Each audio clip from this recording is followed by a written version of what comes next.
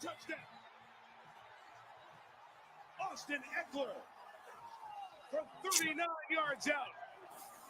Don't want to see that on Sunday, that's for sure. Watch out for number 30, Austin Eckler, who is dynamic and proudly owns himself in his own fantasy leagues. How funny is that? Love this guy.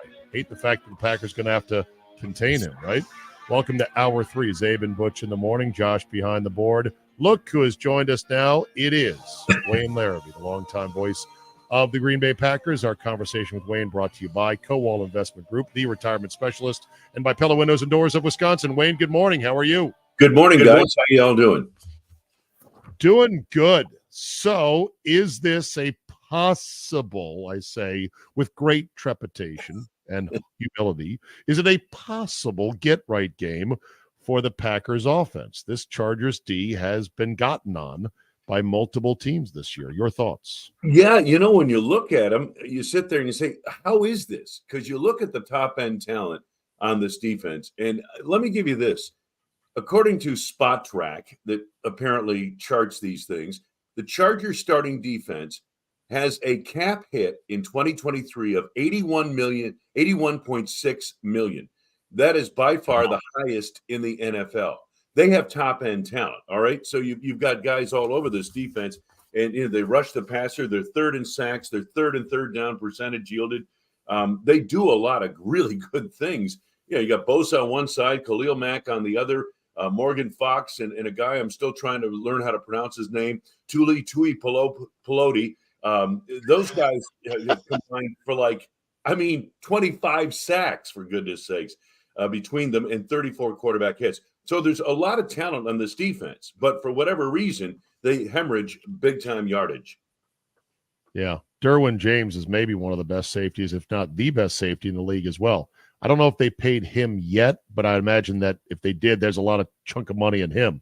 So the talent is there, but the results have not been, and the overall defensive numbers for the Chargers are down near the bottom in terms of yards allowed. So that said, am I delusional in thinking that Love and Watson are just one more click of adjustment away from finally starting to connect?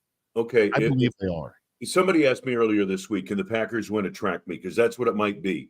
The Chargers can score a lot of points offensively. We haven't even gotten to Justin Herbert yet. That's fine. But for the Packers to be in a track meet with this team, and I hope it doesn't come down to that, but they need to get Aaron Jones and Christian Watson to the top of the chart, okay? Those guys have got to have explosive games, not just good games. Don't give me 3.4 yards a carry. Don't give me 2 or 3 catches. They've got to be really big. I mean, it's got to be Christian Watson to the last, breaking out like he did against Dallas a year ago. It's got to be, Showtime's got to be Showtime. And so far this year, we haven't seen enough of those moments. But if the Packers are going to be in this game in a shootout situation, and I'm not saying it's going to be a shootout, but if they are, then those guys have to be carrying the mail. So you're not going to say it's a shootout. It might be. What kind of game do you think it ends up becoming, Wayne, then? I think it's going to be a little more of a defensive game than people think. I think, depending on the weather situation, remember what I always say about football. It's not who you play or even where you play. It's when you play. The Chargers have been going cross-continent for 2 weeks now. They played the Jets on a Monday night in New Jersey, went home, lost a shootout to the Lions last week. Now they're coming back across the continent to Green Bay. I understand. It's one game a week. I get that. But, sometimes that can kind of catch up with you a little bit. This is a talented Los Angeles Chargers team. I don't know if they'll be at 100%. I can't imagine them playing any better offensively than they did last week. So this could be a good time for the Packers to get them. Can they get into it? Can they pull the Chargers into one of these tight, on natural turf, in the elements type of game? That's what you kind of hope if you're Green Bay. When you look at overall defensively, obviously big challenges are ahead. How do you make it a defensive game? How do you slow them down a little bit? Because they've, like you said, last time they played, they were going up and down the field with whatever they possibly wanted. Keenan Allen is first and foremost, the Chargers have injuries on offense, but Keenan Allen does for them what Devontae Adams used to do for the Packers offense. Do you get it? He's the guy who makes it go. And, Herbert is great. And boy, I tell you, so impressed with that young man and the throws he makes. He's a gunslinger, but unlike Brett Favre, he doesn't throw as many interceptions as he does touchdown passes. He takes care of the ball, only 5 interceptions among the league leaders. But Keenan Allen is where he goes, and it's amazing how often Keenan Allen is wide open. They are without Josh Palmer, their tight end, who's kind of a big-time wide receiver type anyway. They're without Mike Williams, who's their vertical threat. They've got a rookie out there by the name of Quentin Johnston, whom they're trying to work into that role. Quiet, He's a right? rookie. Yeah. Pardon me? He's been very quiet this year. He's been very quiet, yeah. And so you've got all these guys, and then you've got Austin Eckler, of course, running the football and catching it as well.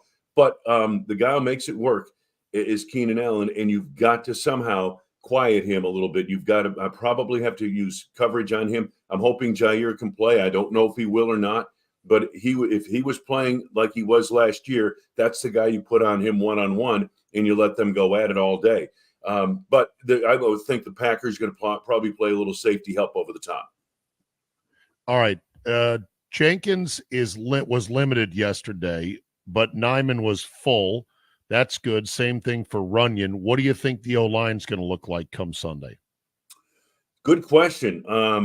Probably find out more today when I see practice, but I think those guys will make it. I really do. I think they'll be. What do you think is their best combination right now? Because they've had quite a few combinations due to injury. What is their best combination? Wow. You're right. They've had a lot of different combinations, but I really think Nyman, Jenkins, Myers, Runyon, and Zach Tom. That's what I think. Rasheed Walker and Nyman are very close in terms of, pick one or the other. But I think those are their top guys. I really think they've had the right guys on the field, folks. It's just, they've had some injuries, and some guys have played through injuries like Runyon and Elton Jenkins. And obviously Walker's had some ups and downs, and Nyman has got a back problem. And so there are a lot of nicks and bruises, but they're offensive linemen. Offensive linemen aren't allowed to – I keep telling Larry McCarron this. Offensive linemen are not allowed to get injured, okay? You can't get hurt. If you're hurt, you play anyway. Yeah, it is amazing. I'm surprised, and pleasantly so, that the secondary, and especially up the middle with these young safeties, has held up as well as they have. This could have been an absolute fire drill, but the guys are holding it down pretty well back there. Are you surprised by that? A little bit. I thought Rudy Ford was a good player coming into this season, so that's not a surprise. Jonathan Owens played a lot down in Texas with the Texans. So he's a guy who has starting experience. Anthony Johnson Jr. is someone who we've been intrigued with in the draft. They got him in the 7th round out of Iowa State. I think he's a lot better player than a 7th round draft choice, but maybe they've got a diamond in the rough here. I think he's just starting to scratch the surface, and he's a guy who eventually may be somebody that plays quite a bit. And he's got a great number. I mean, he's wearing number 36. That's Leroy Butler. That's Nick Collins. There's some, you know what I mean? That number alone makes you a better player in Green Bay. Should that number be hanging somewhere? What's the Packers' so. policy on retiring numbers? Because there's a generally limited number that you can end up retiring, so you don't want to take too many out of circulation. I'm kind of surprised that one's still available. Well, ask the Yankees and Red Sox about that, because they've got so many retired numbers. They're going into triple digits these days now, those two franchises. But, of course, being a Lombardi Packers fan as a kid, I would have retired a bunch more numbers. I would have retired probably 26 and 87, and probably Dave Robinson's number, I believe, was 89.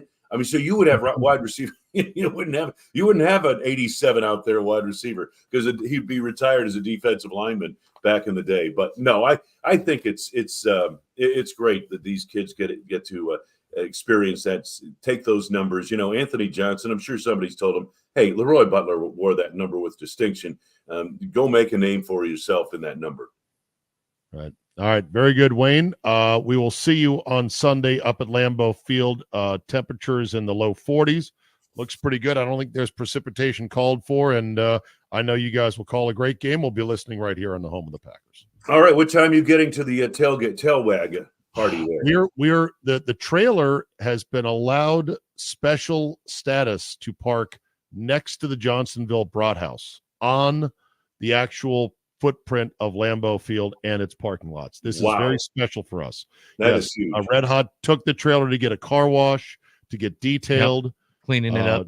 Josh and I are wearing tuxedos for this event, right, Josh? No. Hey, wait, are you going to come by and kick a field goal at Czabe's field goal? We're not allowed to kick field goals. No. You just do it. Don't worry about it. If Wayne kicks the field goal, you can do it. If Wayne does it, you're okay. That's why I'm saying, Wayne, go kick the field goal. The Packers will let him do it then. If Wayne kicks the field goal, they'll call security and send him to jail. Believe me. Wayne better be careful. We'll be there 9 to 11. So I'll see you there. All right, thank you, Wayne. It's a strict 11, Wayne. Okay, don't come at 11:20. I found out the hard way. It's a strict 11. Okay, it's not a strict 11. This is our schedule, Butch. We don't accommodate you and your schedule for the one game you go to every year. Okay. Okay. Thank you, Wayne. Thanks, Wayne.